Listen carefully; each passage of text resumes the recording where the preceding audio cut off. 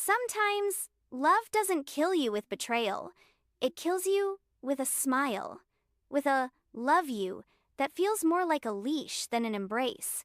And what's worse, you start apologizing for needing more, for speaking up, for asking them to actually show up. You start shrinking just to keep the peace. But peace isn't real if it costs your voice. It's not love. If your nervous system is constantly on edge, it's not love if you feel lonelier next to them than you did alone. Sometimes the relationship isn't toxic. It's just not healing. And that's enough to slowly break you. You ever wonder why it hurts, but doesn't look like pain? Why something feels off, but you can't explain it in words? That's because emotional manipulation doesn't always come in red flags. Sometimes it comes wrapped in charm, in jokes that sting, in compliments with a hidden blade. They don't break you with punches, they chip away your confidence with a smile. And the scariest part? They make you question yourself. You start to think, maybe I am too emotional. Maybe I am too sensitive. Maybe they're right, I do talk too much. No, love, that's not growth. That's gaslighting. That's emotional shrinking packaged as playful teasing. See, real love holds you while you expand. Toxic love makes you shrink just enough to stay controllable. It sounds sweet. It feels warm. But it's a slow erosion of self-worth. And when someone starts calling your deepest dreams adorable, that's not affection. That's disguised dismissal. That's not cute. That's condescending. Sign 1. Pretty insults. When sweet words hurt. It doesn't start with shouting. It starts with softness. He watches you speak about your goals, but his smile is just a little too amused. He says, "You're so cute when you get passionate." And for a moment it feels warm, like he's cherishing you. But then something subtle twists in your stomach.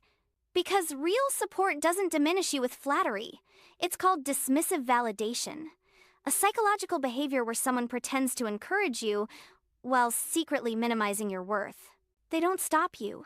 They just reframe you as small, as emotional, as naive. So you start questioning, am I being too much? Is this dream silly? Maybe I should tone it down. And here's the dangerous part.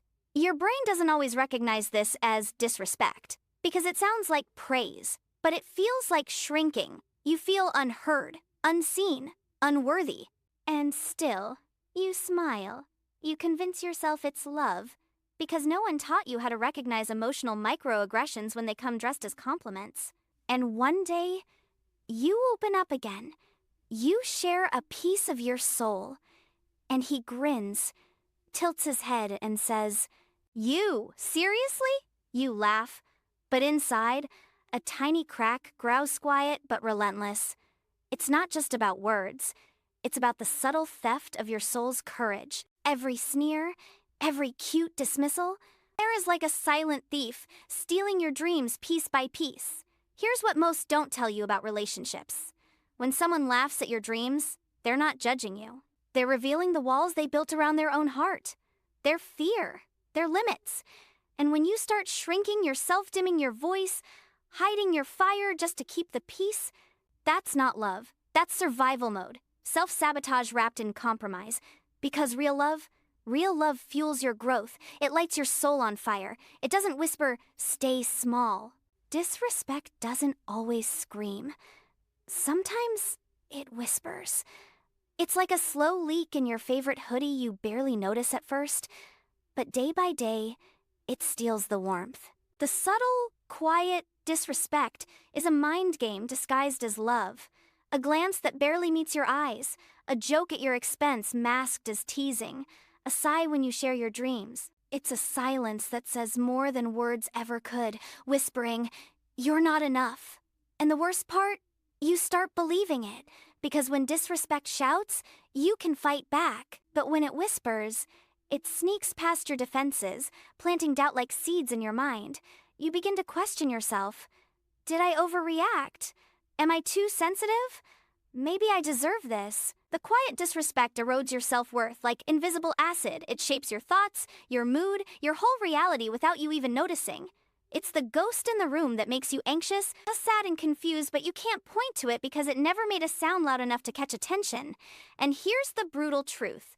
When disrespect hides in whispers, your mind starts its own noise. A relentless loop of what-ifs and maybes that trap you in a mental war zone.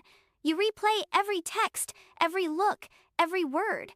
What if they're losing interest? What if I'm not worth fighting for? What if this is all I deserve? This endless mental chaos isn't love, it's anxiety dressed up in the clothes of care. Sign 2. The constant anxiety of what if. A healthy relationship feels like peace in your chest.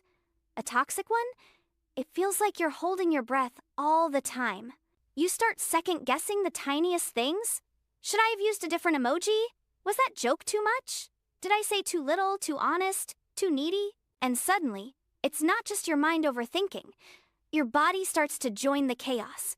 Dry mouth, racing heart. You reread texts 5 times, trying to decode silence like it's a puzzle you have to solve to feel safe. Because somewhere along the way, love stopped feeling like freedom and started feeling like a test you can't afford to fail. Your nervous system is always on edge. Not because you're dramatic, but because your heart is tired of being in fight or flight mode, inside something that's supposed to feel like home. You smile through anxiety. You shrink to keep the peace. You stop asking for what you need, just to avoid being too much. And what breaks you isn't a big explosion.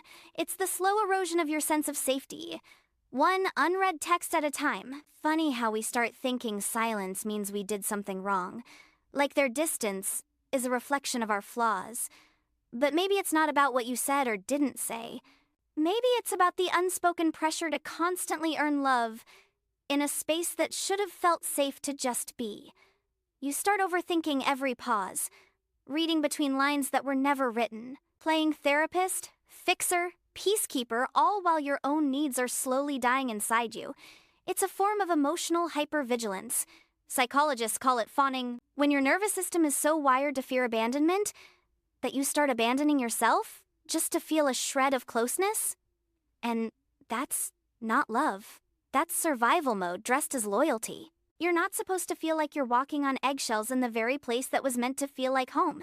So ask yourself, when did loving them start to feel like betraying yourself? If even a part of you whispered, yes, you're not broken. You're just tired of performing in a love that never truly saw you.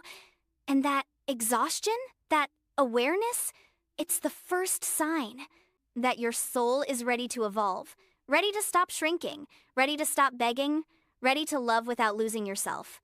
If you felt this, don't keep it silent. You're not alone. Here at Aniverse, we don't just talk about love, we redefine it. So if this feels like your story too, hit subscribe, tap the bell, and share your truth in the comments. Which of these signs did you experience? Or just type me too. We read every single one, not to judge, but to remind you, you're not alone. Sign 3. Fear of losing them. Instead of feeling safe with them, real love holds you. But if you're constantly terrified they'll leave, that's fear, not love. But here's the deeper truth no one tells you. If you stay in a relationship only because you're scared to lose them, you already lost yourself. It's not love if you're walking on eggshells. If your heart skips not from butterflies, but from hypervigilance. Always alert, always anxious, scanning every text for tone, replaying conversations to decode their mood. This is what psychologists call anxious attachment. When your nervous system gets addicted to the high of being wanted and the crash of being ignored, so you cling harder and call it passion, but it's just trauma. Looking for safety in the same place it got wounded. And slowly, without noticing, you start bargaining with your own soul. You abandon your voice, your needs, your truth, all to keep the illusion alive. And that's when the most dangerous shift happens. Sign 4. Losing yourself. At first, you shared your thoughts, your dreams, your authentic self. Now, you silence yourself just to keep the peace. You change your likes, your plan, your soul, just to keep them close. But let me say this. Any relationship that costs you yourself isn't worth the price. Be honest. When was the last time you silenced your truth just to avoid a fight? Write it down below. Because sometimes healing starts with telling your story. You're tired. Not from work, not from life, but from constantly trying to hold together something that keeps breaking. Be you. A relationship should energize your soul. If it's draining you, it's destroying you. Remember, love builds, attachment devours, and here at Aniverse, we don't just teach healing, we live it. If this video touched your heart, hit like, subscribe, and tap the bell. Because we're not here for shallow connections. We're here to help you find your way back to you. Comment below. I'm ready.